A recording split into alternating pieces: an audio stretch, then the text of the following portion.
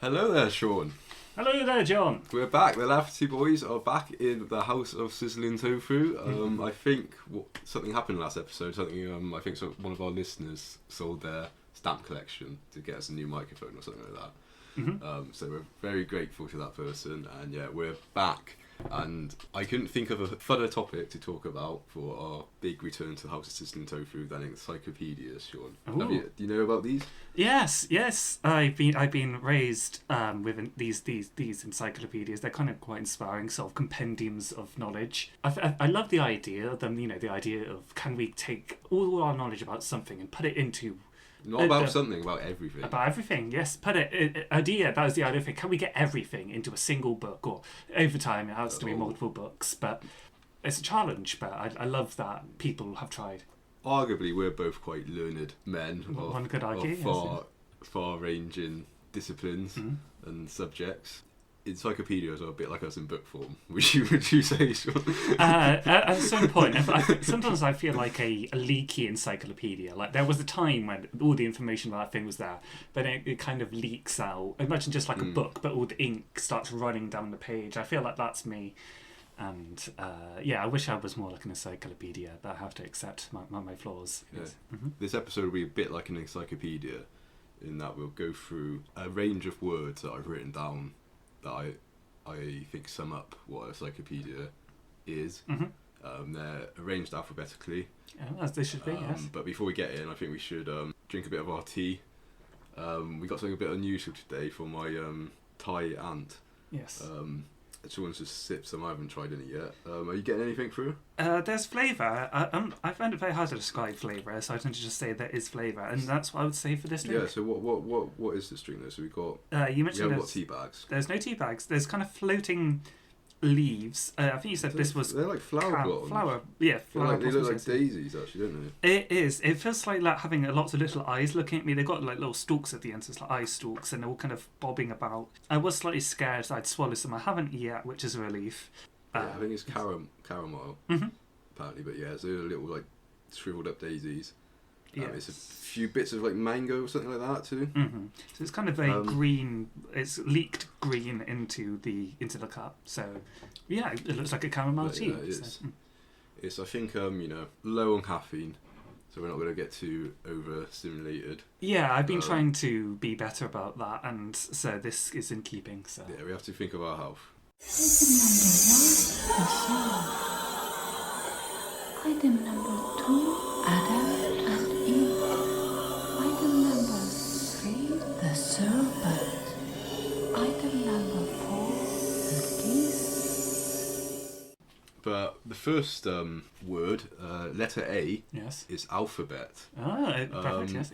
As everyone knows, encyclopedias are normally laid out alphabetically, but that was not always the norm. Was it not? Traditionally, so I got an example from a book called On the Properties of Things, which was written sometime in the 1240s. Okay. And this is a list that kind of demonstrates how older encyclopedias would have been arranged.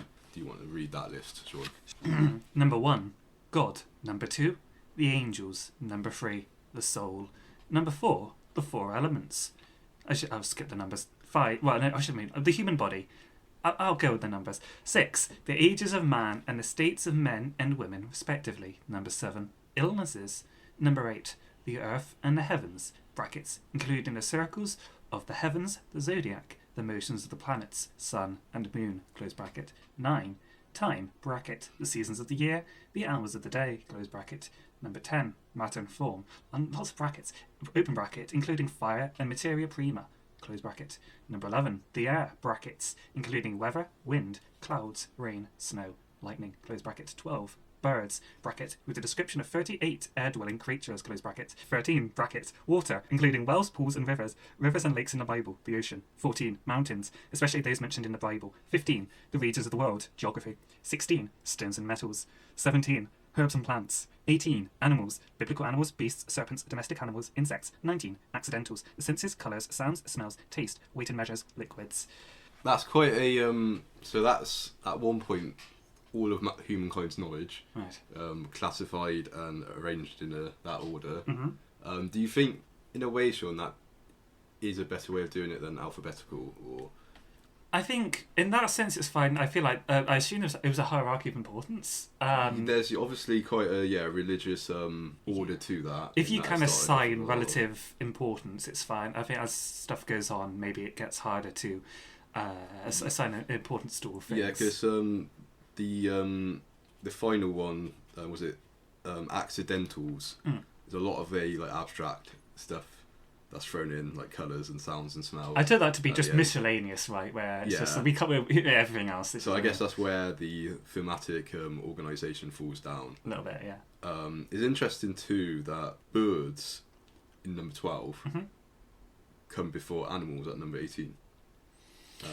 It's somewhat subjective. I guess maybe you make an argument that when being in the sky, they're almost in some way closer to God in like the heavens. I don't know if that's what they're thinking of, or the role of birds within the Bible. Then this sort of category ordering sort of remained the norm for quite a long time.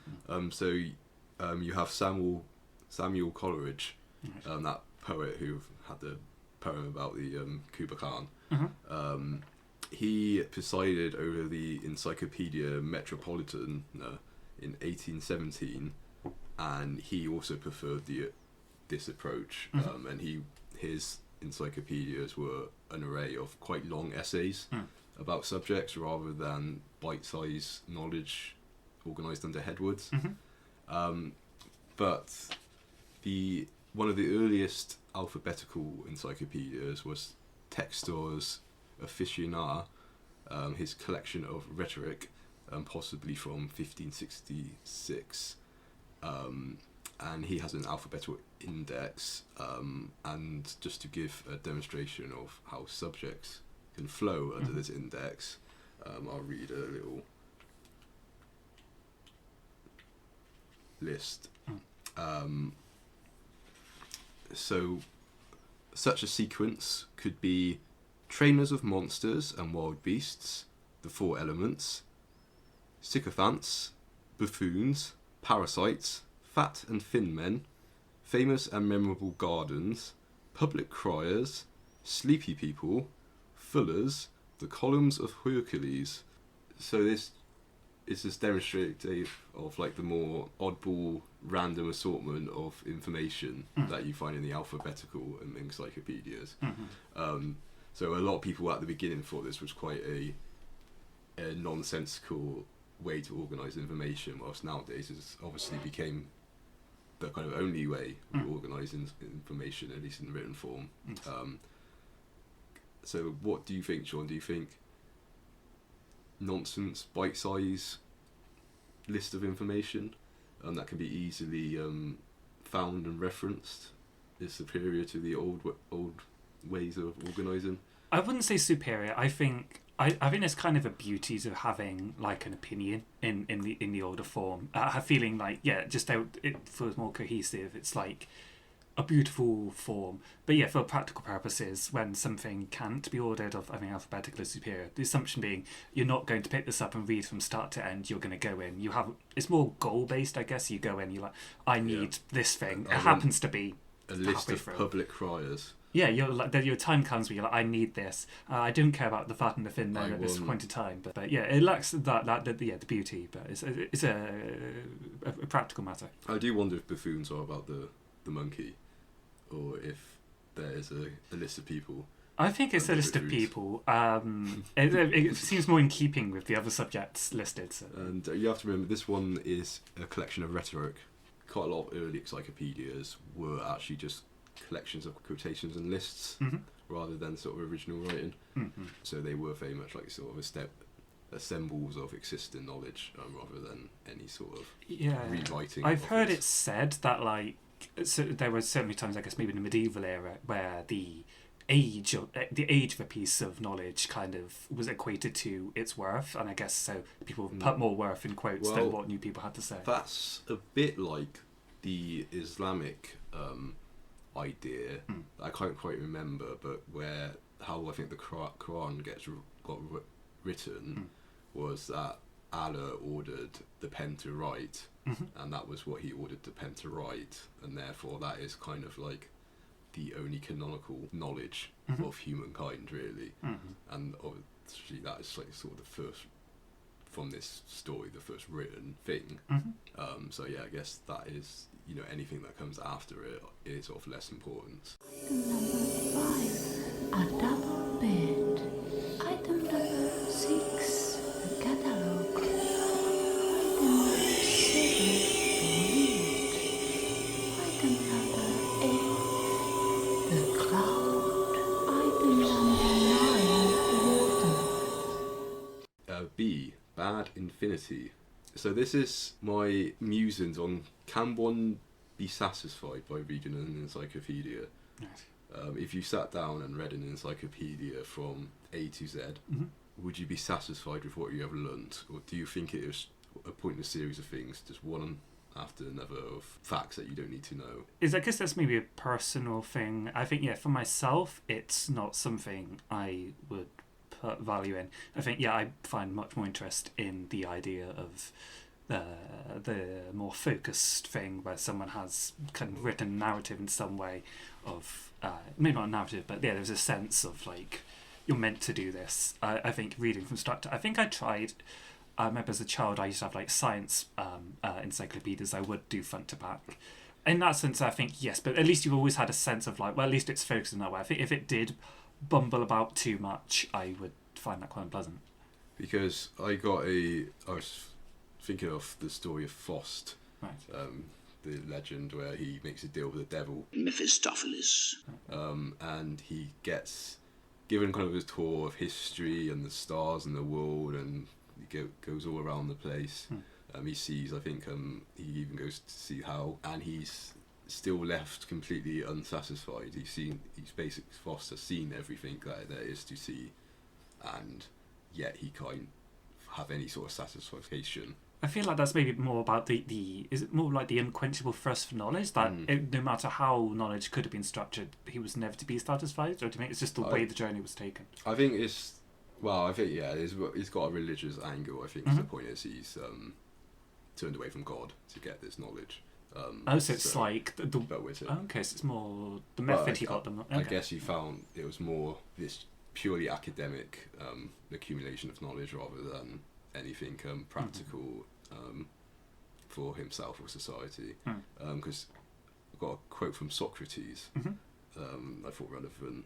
I am not yet able to know myself, so it seems to me ridiculous when I do not yet know that to investigate irrelevant things. I don't like that philosophy. You It's don't one. Socrates? I mean, I'm saying, I guess he had many faults, You're but like that the particular Athenian courts who got him sentenced to drinking hemlock. I don't imagine hemlock looks a little bit like what we're drinking now. Perhaps, yeah. It's worth having people to have bad ideas just to get you thinking, or didn't have all of his ideas up. But yeah, I think you can't just barricade yourself into I must understand one thing before anything else is worth to search to understand. Number 10, the umbrella. Item number 11, God. Item number 12, the rainbow. I have the letter C for completeness. So encyclopedias obviously pride themselves on being as complete as possible. I have a quote from the French encyclopedia from 1751 on the plant Eguosima. Eguosima, plant of Brazil and the islands of South America. This is all we are told about it, and I would like to ask for whom such descriptions are made. It cannot be for the natives, who in all probability are acquainted with more characteristics of the Exosema than are included in this description, and who do not need to be told that the Exosema grows in their country. It is like telling a French person that the pear tree is a tree that grows in France, in Germany, etc. Neither is it for us, for what does it matter to us that there is in Brazil a tree called the eczema, if all we know of it is its name? Of what use is its name? It leaves the ignorant just as they are, it teaches the others nothing, so if I happen to mention this plant, and several others that are not clearly characterised, it is out of condensation for certain readers who prefer to find nothing in a dictionary article, or even to find some stupid remark there, than to find no article at all. So that is an entry in the French Encyclopedia. So even the compilers of encyclopedias have sort of gotten fed up with the idea of completeness. Yeah. Sort of suggesting is a lot of stuff in the encyclopedia pointless if it offers nothing of worth to There anyone. is, I guess, there's always like a hope or like a belief that like it's always worth compiling the knowledge, even if you don't know what its worth would be, because someone down the line could find a use you'd never envisioned. Especially with things going extinct, I guess at least with the natural world, there's always an awareness of like, if a thing goes away, just having documented the thing existed, perhaps there's some value in that. Any sort of when you start to cut things out as irrelevant, then it sort of defeats the aim of your encyclopedia, doesn't it? I was just in the 1403 during China's Ming Dynasty. The vast documents of the Yongle era were assembled as an encyclopedia, and these were over 22,937 rolls of manuscript by thousands of scholars, paraphrasing, excerpting, or including in entirety all Confucian literature. So this is probably one of the biggest encyclopedias on paper before online encyclopedias came around. Yeah, I'm surprised it's all sort of scholarly works. I'd almost imagine it might have been like tax records to have that much information from that long ago. So yeah, it's an impressive effort that they managed to find and then compile that information. Though again, at that point, would they not have been better off just having a library of all their literature rather than making this vast, unreadable document?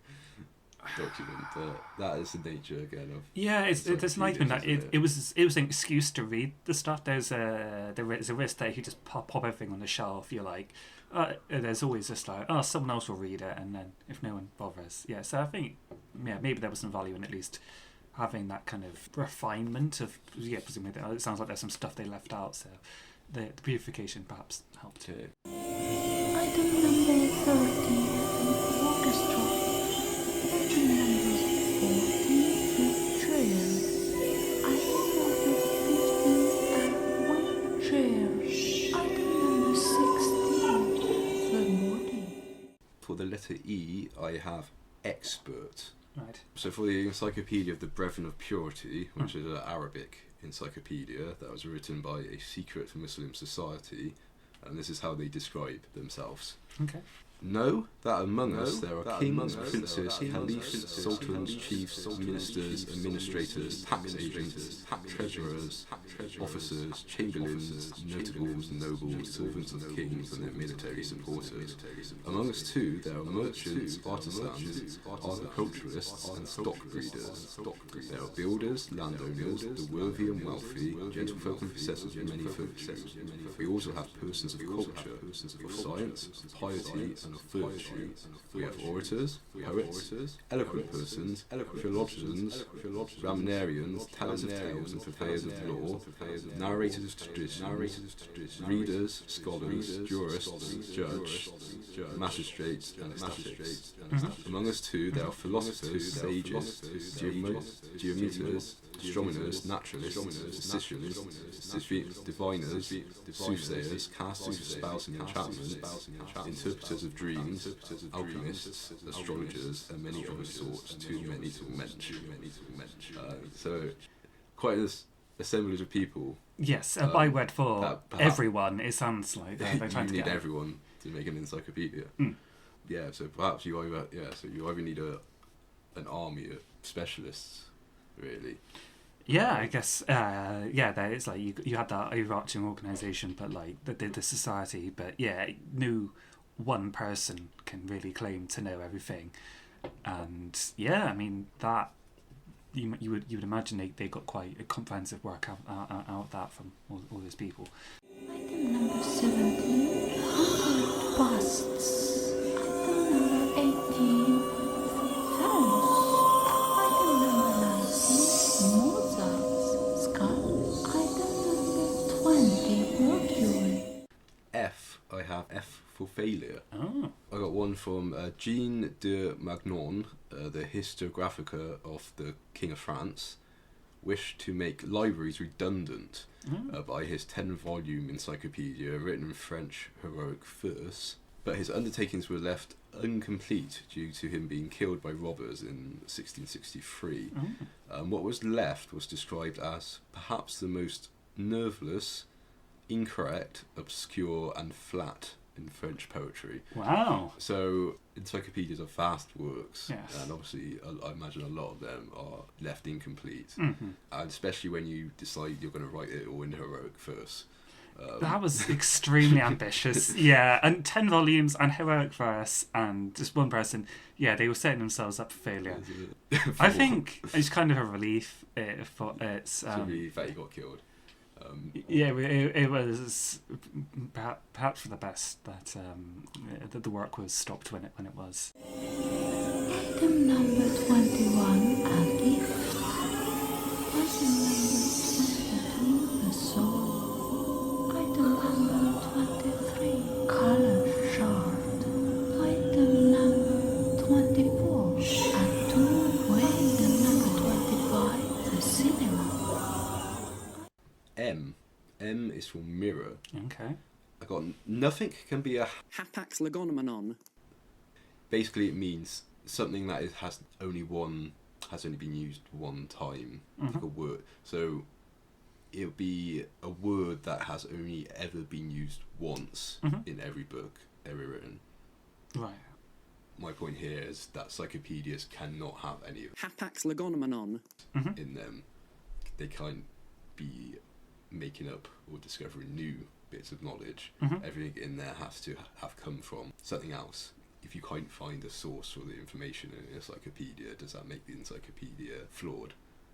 It's a difficult challenge. I think that there's like there's a risk that often the encyclopedia is of more value than the thing that it referenced, like, especially with older materials. Like a lot of knowledge was lost, and there's the risk that the encyclopedia becomes the only source of that information, and the original was lost to time. Even with Wikipedia, you see a lot of the links are like dead now, and we have like things like the Internet Archive that do their best to keep the original source of knowledge. But there is that common thing that the encyclopedia is all that's left, and it's maybe hard to independently verify that actually what it says is correct in the end. There's a common like sort of academic quote, I think, where they say the encyclopedia knows everything, but don't quote it on that. Yeah, I like that. And though interestingly, that's kind of odds to the original purpose of the encyclopedia, because in sort of Europe and the Chinese world and in the Arabic world, they were often initially made to be presented to princes or like rulers as sort of everything they need to know to rule their kingdom.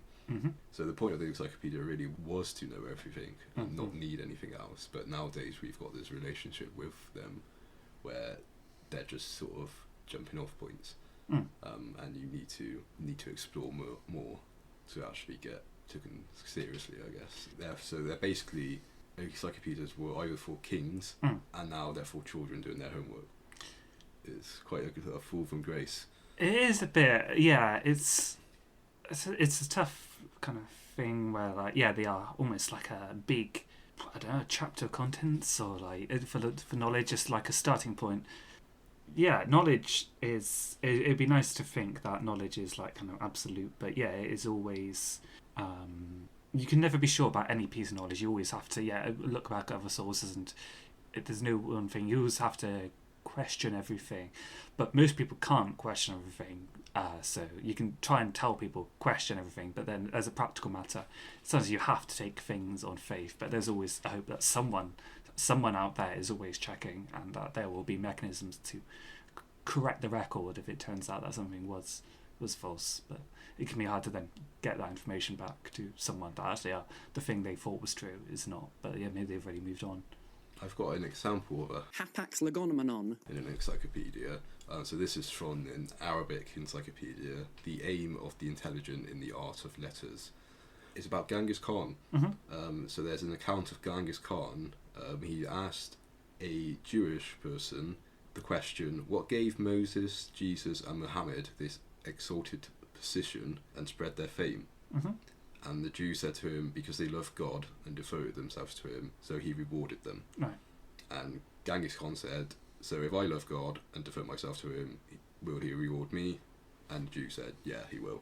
So Genghis Khan went up a mountain and became like a reclusive hermit for quite a while. And he only ate permissible things, etc. And then his fame sort of spread. And then people used to come up and clap as he used to dance, because he refused to like actually speak to anybody. And then eventually he came back down from the mountain, feeling like he has received his reward from God, and then became his career of conquest, basically. But that story about Genghis Khan's Jewish teacher appears nowhere else in any sort of, well, it appears in other places, but all those places trace back through, go back to that Arabic encyclopedia. Right. So it's this sort of thing that's embedded itself in history, but we don't know if it's at all true. Yeah, it's perhaps not. It's one of those things where I think people like kind of simple origin tales. Even like imagine Genghis Khan himself would like people to believe that was true. Kind of, to, I guess having a link to the heavens is like gives like a legitimacy to your rule in a way. But yeah, it's impossible for us to know for sure. Number 26. Fire. Number 7. The cow. Item number 28. The pig. M for morals. Right. As we sort of touched on before, encyclopedias weren't just about everything that you could know or what you should know. It's also telling you how you should sort of behave with that information. So a lot of encyclopedias had sort of these kind of religious or moral aims to make you see the world in a certain way. So I've got a quote from the Aberdeen Bestiary describing what a raven is. Right. I don't know if you want to read that, John. In his book of etymologies, Isidore says that the raven picks out the eyes in corpses first, as the devil destroys the capacity for judgment in carnal men, and proceeds to extract the brain through the eye. The raven extracts the brain through the eye, as the devil, when it has destroyed our capacity for judgment, destroys our mental faculties. So that's basically saying that a raven begins pecking at the eyes, and then it can get at the brain. And the lesson there is that the devil, after he removes your sort of judgment, can get at your mind. Can you imagine an encyclopedia written where everything is some sort of allegory or parable to teach you how to live a good life? Yeah, it's kind of a different philosophy of like, there's a way that morals are considered to be like fact, or there is like a belief in, I guess maybe in some way that is part of religion, is like that the morals exist, they are like written in stone in a way that I think there's maybe, it's more commonly believed now that maybe they are separate, that morals perhaps are separate to fact. But yeah, it's an interesting way of looking at things. Yeah, it's maybe not my own, but yeah, there's perhaps some value in combining the two. Item number 29. Item number 30. A Christmas tree. Item number 31. Dining table. Item number 32. The apple. Number 8, got P is for piracy. So the third edition of the Encyclopaedia Britannica, 18 volumes from 1797, was reprinted in America by Thomas Dobson of Philadelphia. Dobson's encyclopedia was largely the same, not an easy feat in itself, as back then you couldn't just scan all the pages in or get a PDF, obviously. You had to reset all the printing press plates. But nevertheless, it was largely the same, but with just some expansions applied made to appeal to the American audience, basically. So articles about American subjects were expanded, amended, and the dedication to George III was removed. Sure. To be replaced by a dedication to the reader. And people like George Washington, Thomas Jefferson, and Alexander Hamilton all purchased copies of this. Around the same time, this time with no revisions, the same edition of Encyclopaedia Britannica was reprinted in Ireland by James Moore. Moore's Dublin edition was technically legal, as copyright protection did not apply to Ireland until 1800. Okay. And weirdly with this one, the British Encyclopedia sent out title pages after all the volumes were completed. Mm-hmm. So all the British Encyclopedia 3rd edition volumes are dated 1797, which Right. is when the last one was completed. The main difference with the Irish version is that they were dated the years the volumes were actually released. Mm-hmm. So the Irish reprint, the earlier volumes of that are dated earlier than the versions they're pirating, Mm-hmm. basically. So you've got this strange thing in referencing. If you're trying to find the earliest reference, you have the pirated Irish Encyclopedia being technically an earlier source than the real British Encyclopedia that is pirating. Troublesome. There's another encyclopedia that boasts about including the entirety of the British dictionary in it.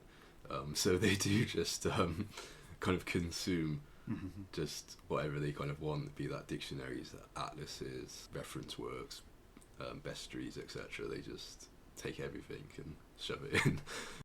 Item number 33. Yes. Item number 34. Brass. Item number 35. Mosaic. Item number 36. Artwork. Item number 37. Blackboard. Number 9, youthful unity. Mm-hmm. The encyclopedias can be seen as combating over specialism. It reminds us of interconnectivity of knowledge. Mm-hmm. So unlike a lot of work that specialises in a certain topic, encyclopedias including everything sort of reminds us that everything in some way links together. Yeah, there's I guess especially now they used to be in the past I guess you'd have polymaths who were kind of specialists in everything, and I guess they had that view, whereas I guess now you have lots of people who know one very specific thing and they do that work, and you used to have maybe a different team who have that higher level view or who are looking for that those kind of connections between things, and can portray that for the reader and to get people to think about that, and perhaps even the specialists themselves can do that, can read that and see, oh, their work is part of a larger story, and maybe that changes how they approach their work, or maybe not. But yeah, I think there's value in having that layer of seeing the bigger picture. Item number 38, perspective. Item number 39, weird or news. Item number 40, smoking. Item number 41, an unplayable game. Item number 42, alcohol. Item number 43, sleep. Finally, number 10, we have veracity, Mm-hmm. V for veracity. So Pliny the Elder, author of National History, 37 volumes, work finished by Pliny the Younger in 79, was happy to include tradition, hearsay, legend and traveller's tale, concluding that most things we know are via report, not through personal research and experiment. So his encyclopedia really had quite a welcoming attitude to just whatever he hears, he will include it, even if he cannot confirm that as fact, and he didn't even try to confirm.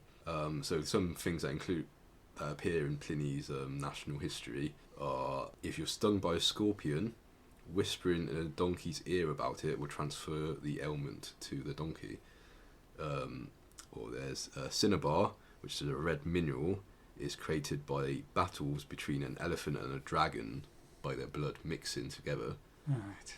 And he also talks about the existence of dog-headed people and monopods, who were people with one leg that had a large foot that they could lie on their back and put their foot up and use it as a sort of a parasol to protect them from the sun. So there are a lot of strange things in Pliny's national history. Yes, it's interesting because it's like why you put that, whether you're thinking maybe it is true and it's used to put it in just in case people can give it a go, or sometimes there's value in, even if you don't believe it to be true, publishing it because it's interesting that other people do believe that. I think there's maybe some, but yeah, I think especially now, thousands of years later, being able to see what was the hearsay, what were people talking about. There's value in having that, regardless of whether it's true or not. It is an interesting attitude of the Romans, that were quite genuinely quite like that, in that even their relationship with the truth and just what was interesting did veer towards what was interesting quite often, because you got Suetonius' 12 Caesars, Right. and he records a lot of gossip around the emperors alongside actually biographical fact. So the Romans were very just interested in what people thought as well as what was true. Yeah, it can be interesting. I guess partly just out of interest in the gossip, but also things like gossip can affect history. Like, if people believe something to be true, it can affect their actions, and so knowing what they believe to be true, can give you an insight into facts, into the things that did eventually happen. Item number 44, tattoo. Item number 45, female underclothes. 46, shoes. Item number 47, gloves. Item number 48, fruits. Hat. Item number 49, classical practice. Rubbish. So that's the 10 words that I've written down to sort of sum up of Encyclopedias. I brought along some of my favourite Encyclopedias, but before we do that, I think we got some sweets Yes. from a listener, which might help us. Let's dig in. These are we got 3 sweets, I think. Right. 3 different types of sweets. So we start with this one. Okay. How would you describe this one? So this one appears like a piece of wood from a tree. A twig? A twig, yes. It really does, and it's actually quite surprisingly hard. Right. I thought it'd be bendy. This is I'm really straining to. Got it? Do you want an end? Sure. Oh. It's hard, isn't it? Oh. I feel like I'm eating a twig. This could be a twig, and they've pranked us. I'm not. I can't. Do you think I'm this looking is a at. sweet? I'm looking at the inside. It really does look like the inside of a twig. It's kind of woody, light Why brown. is it- this is a twig. I'll be astonished. I will be very proud. I can't. I cannot believe they would have given us a twig. I'm gonna have to put that down. I'm not. I don't feel safe consuming this. Well, let it be known. I put it in my mouth, and that's about as far as I'm. It's not edible. It's way too hard to bite. It will. I'm putting it in my teacup. Farewell twig. I need to swallow my mouth. Yeah. That is I think that's a twig. Yeah, I hope I Let's don't put contract a disease. Maybe let's put that in there then. Cool. Well, that's a good start. No, sweet number 2. I cannot believe they gave us a twig. Mm. That's a mystery. There must be something about that. I don't know though. Right, next we have.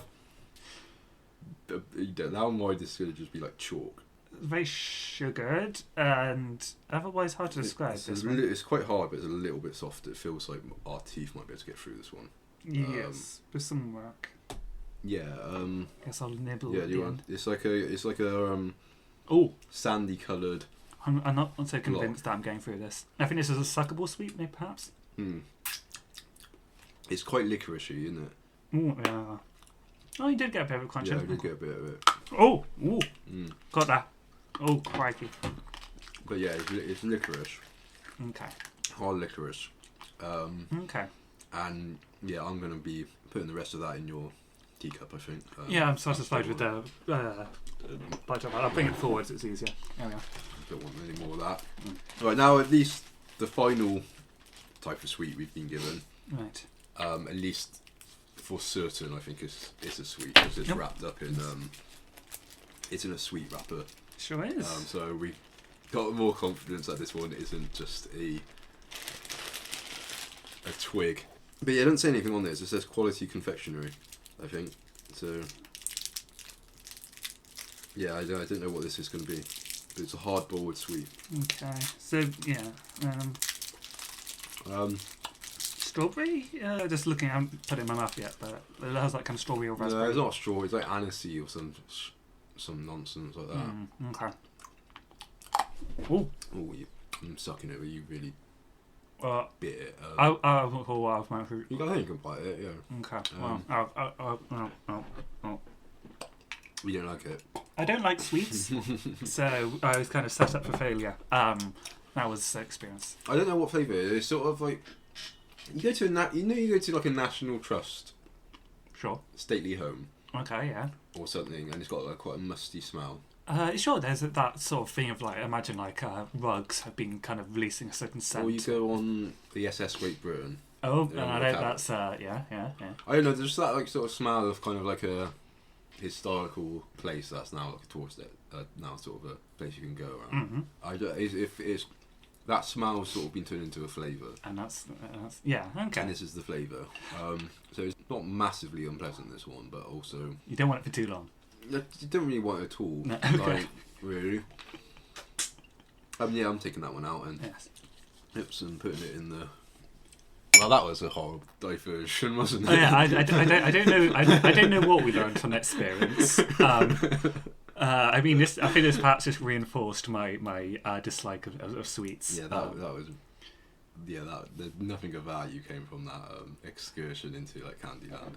No, I guess we could make an encyclopedia of sweets, and every entry goes not very nice, unquestionable whether it was edible. Yeah, well, we wouldn't even really. Again, we have that big question mark over the twig, and whether we should include that in our encyclopedia sweets. I think or if that was a twig. I think I just don't believe it could have been just a twig. Every encyclopedia needs an entry where you're like, does this really belong here? It gets you to question what is a sweet? I guess it'd be a warning, wouldn't it? Yes. People, if they do similarly get some sweets and they do think one's a twig, they can look it up and find this a twig and be like, okay, I'm not the first to question whether this was a sweet. Be reassured that sometimes if something looks like a twig and tastes like a twig, then just believe it's a twig and don't try to eat it. I just outstanded they did that. Take the picture look gross. I think yes, it has to be recorded for posterity. We do have a picture of our cup full of chamomile and half-eaten sweets that will be in the show notes for you to enjoy, or not. The train is sold. Item number 52. Absolute train. Item number 53. Coin. Item number 54. Staircase. Item number 55. Window. Item number 56. A map. Item number 57. A horse. So now I've got a list of my favourite encyclopedias. Hopefully might illustrate some of the things we were talking about. I should also mention the kind of inspiration for this topic too came from, we talked about the Voyager Golden Record. Yes. Which is in a way a sort of an encyclopedia of language and sights of the earth and sort of all humankind's knowledge condensed into something that we want perhaps aliens to see. Or be a record of the earth. And the sort of noises that the music that's been playing in our interludes is a kind of response to that from Peter Greenaway, who made a list of 100 objects he would have sent into space. It got adapted into what's called a prop opera, so like a pop opera, but it's a pun. No. Because they're props. Yes, But so that's what's been playing between the segments. And these encyclopedias are in alphabetical order again. Oh, so they are, yes. A book written by George Louis Burgers, and it's the Book of Imaginary Beings, and this is an encyclopedia of mythical creatures, Right. or made-up animals, but it's written more kind of like a genuine encyclopedia in that it is taking these from different sources, so things like Pliny's National History it draws from, etc. So it feels like a real work of encyclopedia erudition. Right. But about subjects that aren't real. So I don't know if we maybe want to pick a couple of random articles. Sure, yeah, let's see what I can find. Oh, I like this one. Hakar, the thunder god. Among the Dakota Sioux, Hakar used the wind as sticks to beat the thunder drum. His horned head also marked him as a hunting god. He wept when he was happy and laughed in his sadness. Heat made him shiver and cold made him sweat. So quite a contrary person. Yes. Yeah, so the brief. It looks like some of the other articles are quite long, but in that case, there was little to say. Perhaps one of the shorter articles in it. Oh, I've seen some famous ones as you're sort of flicking through here as well. So, yeah, quite. Yeah, you've got the Nagas, the mother of tortoises, the minotaur, the monkey of the ink pot, the manticore, the mandrake, Lilith, the kraken, the 100 heads. Let's read the 100 heads. The 100 heads is a fish created by the 100 ill-tempered words uttered in the course of an otherwise blameless life. A Chinese biography of the Buddha tells that he once met some fishermen who were dragging in a net. After much toil, they hauled up to the shore a huge fish with one head of an ape, another of a dog, another of a horse, another of a fox, another of a hog, another of a tiger, and so on, up to 100. The Buddha asked the fish, "Are you Kapila?" "Yes, I am," the 100 heads answered before dying. The Buddha explained to his disciples that in the previous incarnation, Kapila was a Brahman who had become a monk and whose knowledge of the holy texts were unrivaled. But upon occasion, when his fellow students misread a word, Kapila would call them apehead, doghead, horsehead, and so forth. After his death, the karma of those many insults caused him to be reborn as a sea monster, weighed down by all the heads he had bestowed upon his companions. So, an unfortunate fate for Kapila. Yeah, it's odd. It's an odd mole story. I don't. It's hard to know how long they, because they're brought to land and they die, but you don't know how long they were in the water suffering, or if they suffered at all. They had 100 heads, but were they particularly in pain? Perhaps it was heavy. Perhaps it was not. Yeah, I'd be interested to know what lesson people who heard that story, perhaps closer to time, would Not have to taken from just call people names. Yeah, I guess that's it. I don't know. It's a week and so you're always like, I guess they were an otherwise good person if that was the worst thing they did. But yeah, they were still worthy of punishment. You know, karma is, you know, I guess, a very punishing thing. But that's sort of just kind of shows, I guess, it's draw. You know, it takes things from everywhere, including sort of Buddhist parables, etc. But yeah, the Book of Imaginary Beings. Alphabet. Item number 59, coins. Item number 60, coins. Item number 61, oil. Item number 62, a bath. Item number 63, luggage. Item number 64, arrow. Bristolpedia. Oh, wow, this is very exciting. A book I'm writing, or I'm going to write. Oh, even more exciting, right? So this is be a book about like sort of Bristol, and I guess a bit like Pliny the Elder. It won't just be about facts. It will be about urban legends and myths and stories and impressions, I guess. I'm trying to sort of work out how to order it, and I think the geographical order is a little bit tricky. You know, cities are sort of three-dimensional. They go in, you know, north, west, south, east kind of thing. It's hard to put a linear line through a city to write about a geographical. Yeah, there's different ways you can think, whether you think of it in terms of concentric circles or often it's like district-based, and it can be hard to. And then things link together or stuff like that. So it doesn't. So I'm an alphabetical too. I'm not so sure, and so I'm thinking about sorting it by elements. Okay. And then maybe having alphabetical within those elements. Okay, yeah. So there'll be a section on Earth, which will be things like the Bristol Zoo car parking attendant, urban legend, the Clifton Rock Slide, Aardman and Bollock's Brothers claymation studios. Sure. The giants Gorham and Vincent, who created the Avon Gorge and sort of modernist concrete buildings. Yes. So all that sort of stuff will fit into the Earth section. In the air section will be the Bristol Hum. Yes. The Clifton Skirt Jump, where a girl jumped off the Clifton Suspension Bridge but was saved by her skirt, becoming a parachute. And various bridges, etc.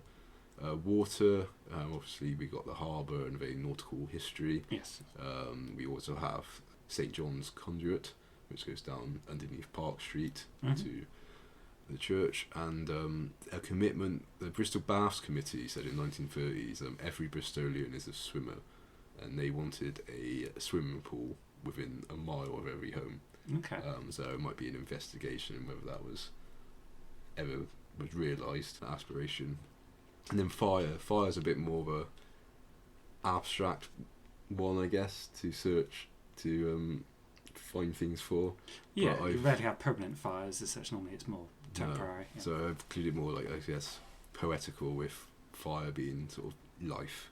Mhm. So I have people and animals like Alfred the gorilla, but also things like riots and protests, and then there's cinema too, being quite a fire-based works in cinema as light, basically. Right. But yeah, that's how I'm sorted by. So we'll see if this comes into fruition, or if it'll be like that that guy who was the French heroic first guy. Well, I hope it doesn't involve you being murdered. Yeah, well, hopefully I'm not murdered now. But it might be a failed encyclopedia. It might maybe be completed. I think either way, it's an interesting approach. Obviously, some of the stories I recognise the headlines, but a lot I don't. So yeah, I certainly hope to read it. Item number 65, anchor. Item number 66, door. Item number 67, the baby. Item number 68, a baby. Item number 69, newspaper. Item number 70, a keyboard. Item number 71, holy books. Buddha's list of games he would not play. Now, this is something that we didn't really touch upon. Encyclopedias used to be, we talked about the morals of encyclopedias, and there was also a big function of they listed things that were bad to do as well. Buddha had a list of games that he said he wouldn't play, and he also advised other people not to play them if they wanted to achieve enlightenment. Through him listing games he would not play, he actually created the earliest known list of games. 17 games he lists, but these include games on boards with 8 or 10 rows. So these were referring to some old Indian board games, but as you know, what game has 8 rows on this board?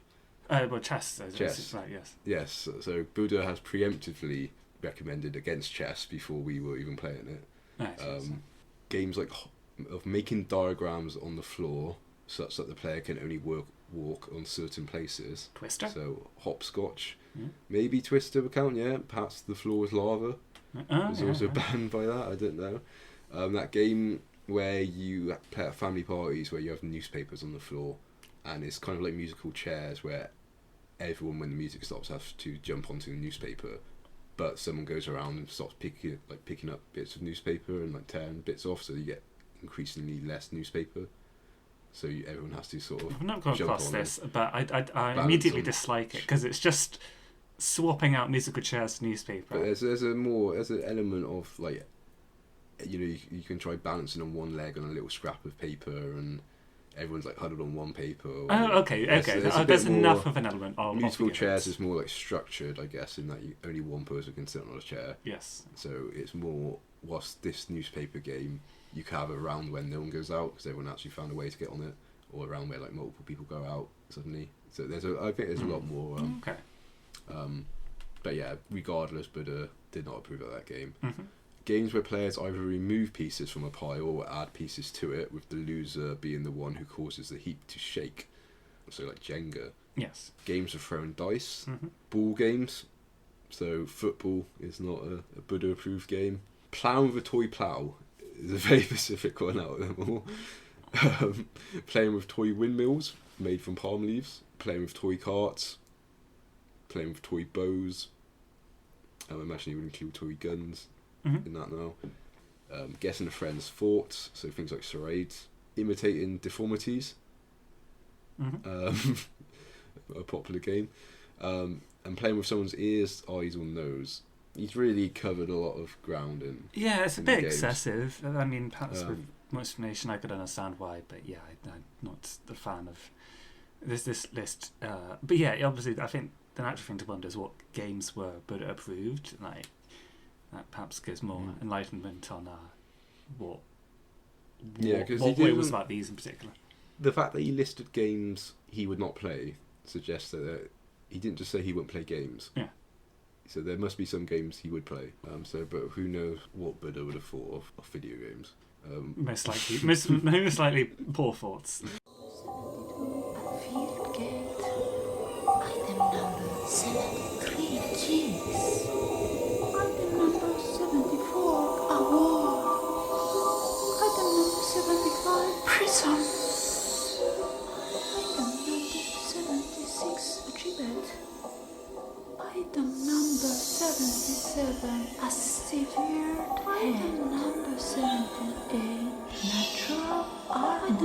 79 harmony.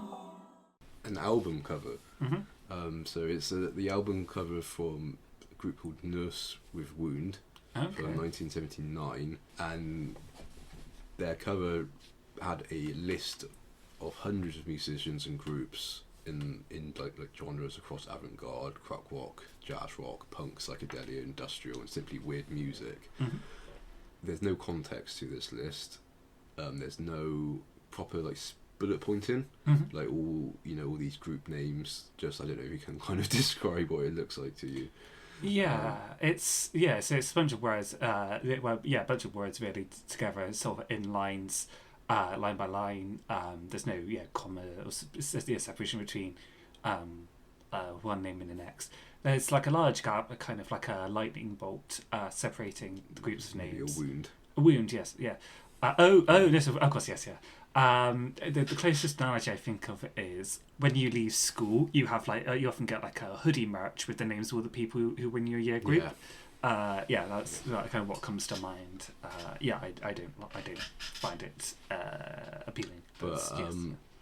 and obviously this is from a pre-internet age. So people were just confronted with this in the record store, and it became kind of this bucket list or sort of a scavenger hunt to sort of work out who all these people were, and sort of music fans of this type of music were this was kind of a holy grail of sort of trying to tick all these people off and find their music. Some of them are very obscure. Some of them they're all, I say. It includes some quite well-known people like Yoko Ono, Velvet Underground, and Nico, Captain Beefheart, The Mother's Invention, the founders of Music Concrete, King Crimson, Kraftwerk, Tangerine Dream, and The Residents. Right. Though if those are like your well-known people, you get a sense of the kind of collection this is. If Yoko Ono is like probably one of the biggest names you got on there. If Captain Beefheart is a sort of a headliner kind of thing. These are like a sort of a weird bunch. But do you think the sense of kind of mystery this has, or a sense of how this is kind of intentionally, like a encyclopedia should be quite legible, how it's laid out, it should be quite clear, and you should be able to read a name and then get a little bit of information about it, and this has no information about the names, and it's not very legible to even read the names. But do you think that in a way makes it more intriguing and makes it more likely you might try to search for the information that's not offered to you? For some people, I think it depends how motivated you are. I think there are a subset of people who, if it were well laid out, if it were an encyclopedia with the same names but laid out alphabetically with more information, Would you have any kind of would that lose the interest? It would lose interest. I think people would go to it if they had a part that they were looking for to learn information. They would, but yeah, there's some people who like the challenge. But do you remember? Was it like? The cicada challenge? The cicada challenge? It's one of those things I remember went around maybe 10 years ago on the internet where there would be challenges to like, I guess there was something to some eventual goal to be like, here's a photo, and if you do a search behind it, there'll be like maybe a QR code hidden in the image, and that gives you a phrase, and from there you go on another challenge. It kind of makes me feel like it was meant to be like that urge to get to the end, and they're kind of like internet rumours of like, it's actually a recruitment challenge for some government organisation. If you complete it, you'll be in the CIA. You will. There'll be something like that, and I never thought to actually hunt it down to even that. But so I guess it's very difficult. It was maybe an intellectual. I guess maybe there was like the self-satisfaction of having gone. I don't know if there'd be like other people you would brag to. I do like sort of things like this. There's some little obscure names I picked out. Include Basil Kitchen, who's a British drummer who made electronic music featuring tape manipulation of the sounds of birds, animals, insects and children. An article in The Guardian calls him the first painter of music.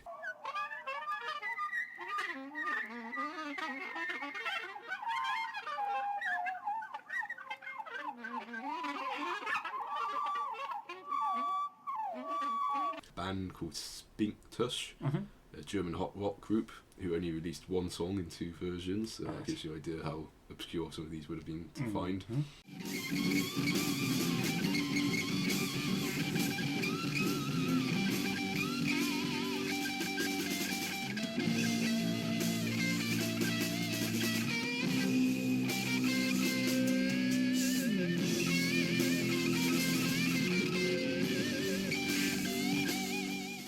Le Grand Magic Circus, a French musical theatre performance group. We are actually familiar with one of their songs because they composed this folksy French little song for the character Frenchie in the Forbidden Zone. When she turns up from Paris, she's singing this like sort of French song, and it's composed by them.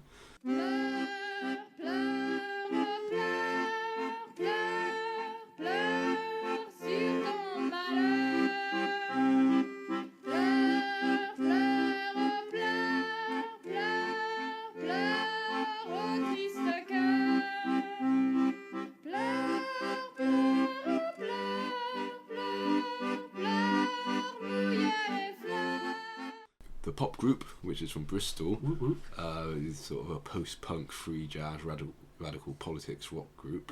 Please don't sell your dreams.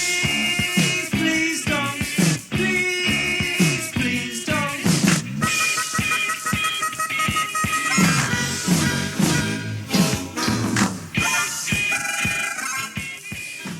Taj Mahal Travellers, a Japanese drone improv group who usually played outside on beaches and hilltops. And they combine their traditional instruments like mandolin with electronic processing, including delay effects. Okay.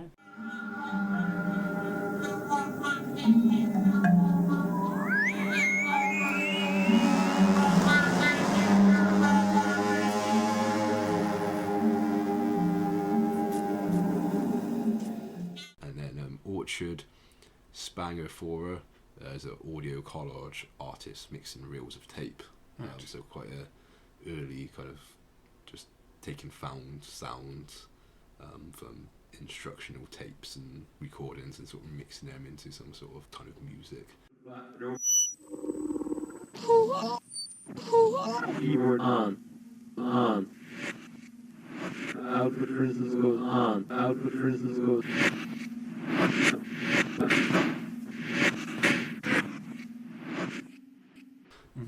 So yeah, a lot of sort of weird people. 80 again. Item number 81, the fly. Item number 82, conference table. Item number 83, ink. Item number 84, 100, red box. Item number 85, spectacles. Item number 86, artificial light. The final encyclopedia I brought along is a kind of a director's commentary on a scene from a film he made. So there's a film called Prospero's Books, which is sort of an adaptation of The Tempest.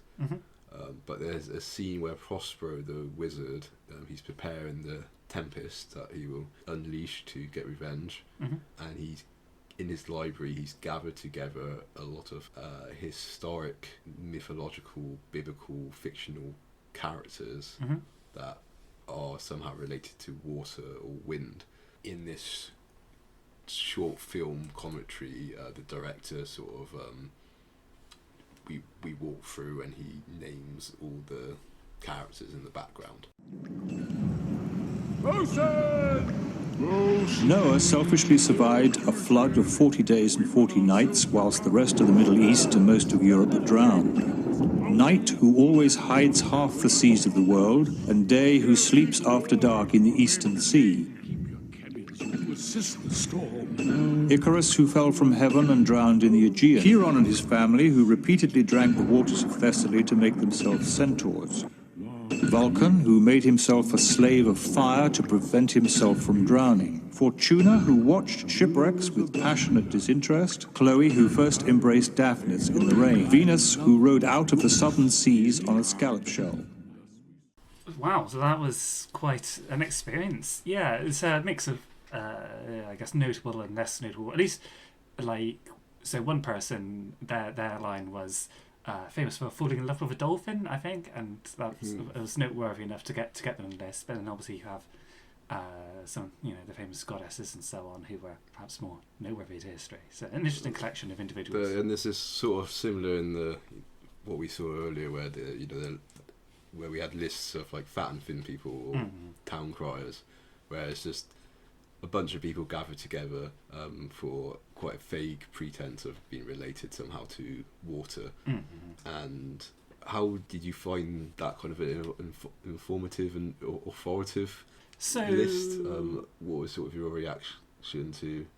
It's interesting. I think that a common thing when it comes to learning is that things stick better when you have like kind of multiple things going on. It's easy to associate a word with an image, for example, and so the loose association of some of the names with an image perhaps help a bit.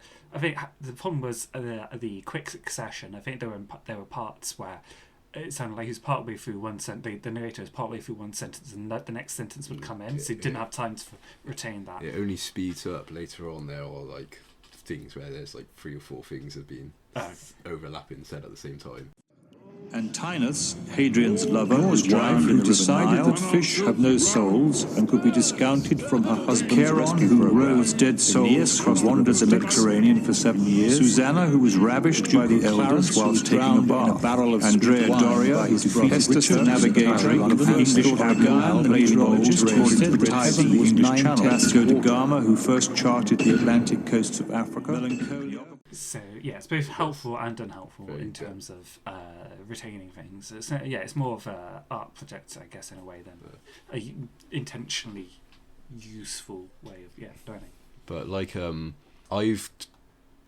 took on the endeavour to annotate this film through great toil. I've gone through and made a 10-page document where I've annotated every character that he talks about. But what this has kind of revealed is a lot of it is actually a joke on us, the audience, in that we're very trusting of him telling us this information, but a good chunk of people mentioned are seemingly made up. Not in like a mythological sort of, made up as in they don't exist anywhere else. A lot of the facts he talks about people are just, again, inventions of himself. So there's things that he mentions to relate them to water that they have no sort of actual basis in anything. And there's also some, what I think is probably intentional errors that he's made. So we'll just go through some of these ones I've highlighted of interest. But yeah, did anyone stick out to you when you were? So yeah, there was the chap who fell in love with dolphin. There was that Helena who launched 1,000 ships. I think that's just like a very poetic sentence. So she wasn't quite there, but her mother, Leda, who had, I think Greenaway describes it as a amorous adventure with a swan. So that was when Zeus disguised himself as a swan to seduce her. And then when she was impregnated by the swan.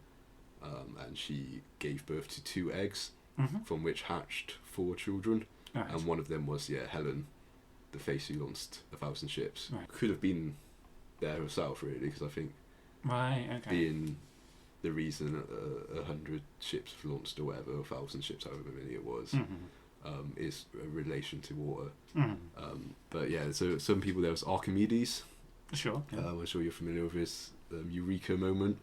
Yes, it's kind of there's a lot of artwork, I guess, of him in his bath. Yeah, he worked out how to weigh objects or measure the mass of objects.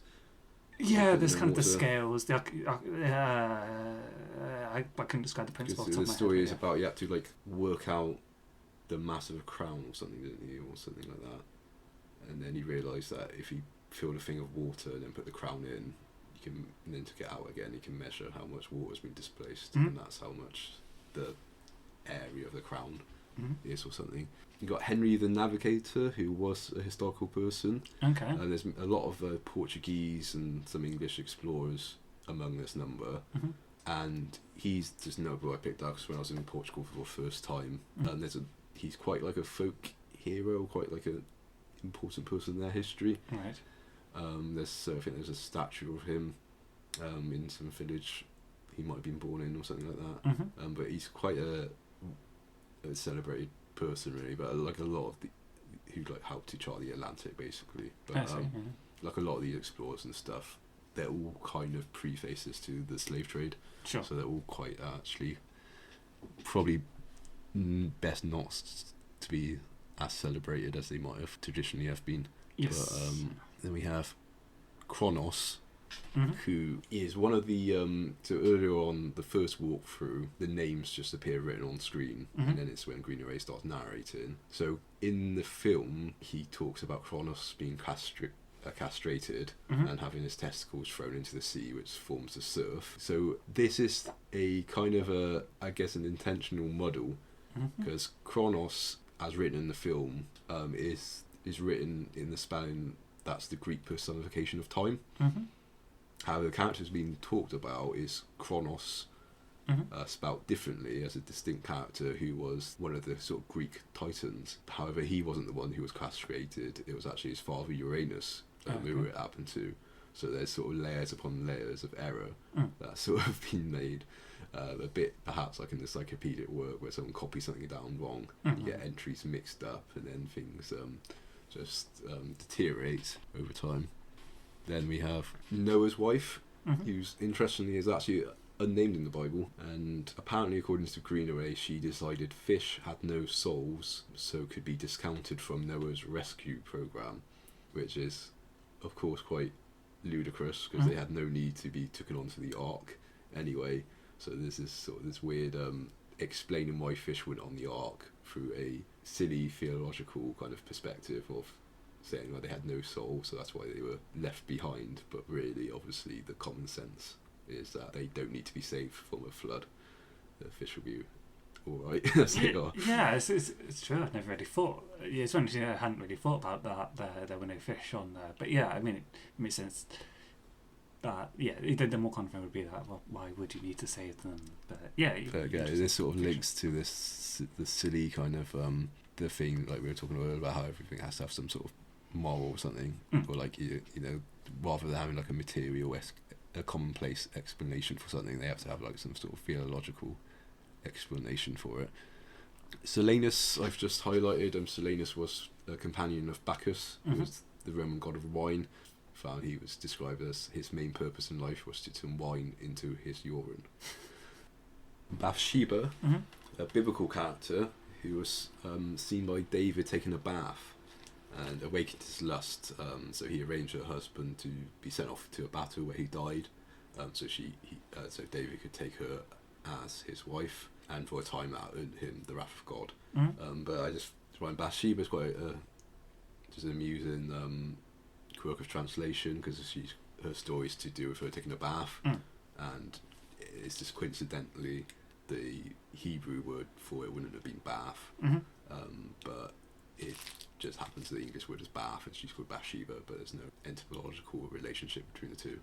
It's funny how like David in popular culture, I think, is like sort of forgotten beyond the fact that he was who killed Goliath. Yes. In a Christian country. I mean, obviously in Jewish culture, he's probably a much more important figure. Yes. So he's like the king of Judah and Israel. But in like Church of England, we don't really hear much about David beyond him being a little boy killing Goliath. Yeah, I mean, obviously a lot happens in the Bible, and it's in education you have more you're maybe more selective and what stories do we want to pick out and what is the moral we want to give, and I guess there was this to do with David and Goliath, perhaps there's a moral you want to impart, whereas this is perhaps better forgotten. It's interesting to know why it was included, whether they just again put that in for completeness or I mean I guess there's a lesson that like he incurred God's wrath, so perhaps there's a lesson against lust there. But perhaps not. If it was only for a time, I guess eventually God forgave him. His and Bathsheba's first child died, Right. and then that was the punishment. And then her second child, I think, was Samson. Oh yes, you might know, with the long hair. So there's all sort of a lot happens that links together in the Bible, I guess. And then finally, I've highlighted Ophelia, the heroine of Shakespeare's Hamlet, who commits suicide by jumping into a brook. But what's sort of strange about this is that Greenaway specifies she drowned herself in an English river, whilst the play famously takes place in Denmark. Yes. So it's a bit of a weird bit of misinformation, inaccuracy that obviously he has made intentionally. But it's possibly what my sort of detective work Mm. I think is because there's the famous painting by John Everett Millhouse of Ophelia in the river, and that English painting, and it's come to kind of in art to be quite this image of like the quintessential English countryside Yes. and like the English river. So it's the Danish story, but through a famous piece of artwork by an English painter who was more familiar with painting English scenery than he would have been painting Danish scenery. Okay. It's sort of been transformed here, and now she's, I guess, the figure that Prospero has gathered isn't Ophelia directly from the play, but Ophelia from the painting, perhaps. Mm. But yeah, so that's kind of some examples of all the strange inconsistencies and weirdness within those 100 characters. I think the one you put out, Melon, not the person Mylon, I think he was called, who fell in love with a dolphin, seems to be completely made up. Okay. So Just found that in there. Yeah, so overall it's like a odd war full of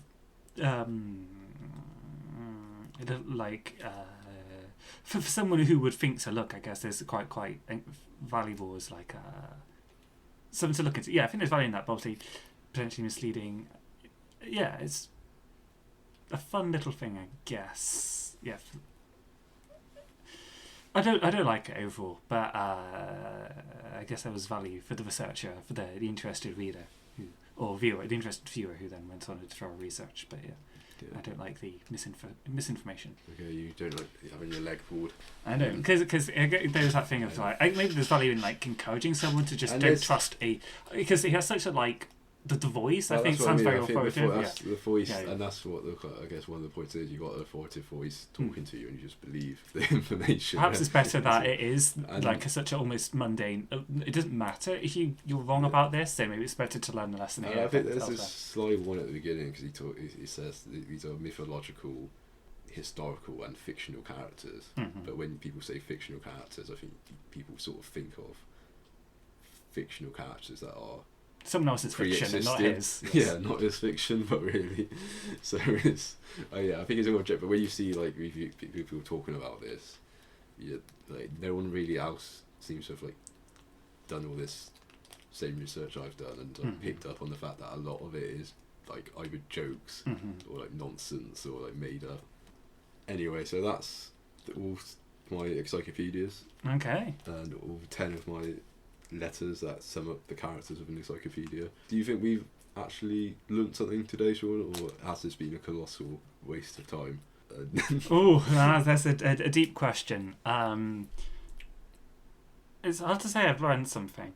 I'd say I've thought things, but there's always it's always reflection is hard when you think about a thing more and you think thoughts you've not thought before, but then you think, is this going to change anything in my life? I think the answer is no. Like I feel like I've had like the reflections on the fact that you shouldn't just trust an authoritative voice is a thing that has come up before. It's used to perhaps to have it reinforced, but I don't know there's anything here that necessarily I'd truly never thought before in some other context. And could all that be said about this episode of the podcast? Quite possibly. Perhaps if this is Or- distributed to the younger those- listener, they might have something novel here. All those, well, I mean, like from the failures of the encyclopedia and what we've done here today. That this in itself was a failure. And I think we have achieved, hopefully, this being somewhat of an encyclopedia. Yeah, this is an encyclopedia in the of sense encyclopedias. that we've yeah. potentially, hopefully, have not had any hapax legomenons. Yeah, Everything we've said should have a reflection somewhere. Everything we've presented has no rhyme or reason why it's flowed in this sort of way beyond just the alphabet and selection. We may have passed on a lot of misinformation. And possibly, there were certainly bits I just drew out of my head from 10 years ago that are quite possibly We wrong. have not yes. been, so who knows? I think I would promote this as a piece of entertainment first and Okay. education I a hope distant second. people find this entertaining then, because this could potentially be the driest and most misguided episode yet, but we'll see. I look forward to the listener feedback. Yeah, because we're at the end of the episode now. We don't have any letters. No, I think I expect after today to get a lot of letters. I think next episode I anticipate a lot of feedback. Hopefully. Please. Do you have a parting joke, Shaun? I think the parting joke is the man who fell in love with a dolphin. No. Or perhaps the joke is on us for not appreciating their true beauty. Farewell, listeners, and talk to you next time. Goodbye. Item number 87, birds. Item number 88, microphones. Item number 89, speakers. Item number 90, archaeopteryx. Item number 91, feathers. Item number 92, machinery. Item number 93, crashed aircraft. Item number 94, morticians died. Item number 95, coffee. Item number 96, funeral. Item number 97,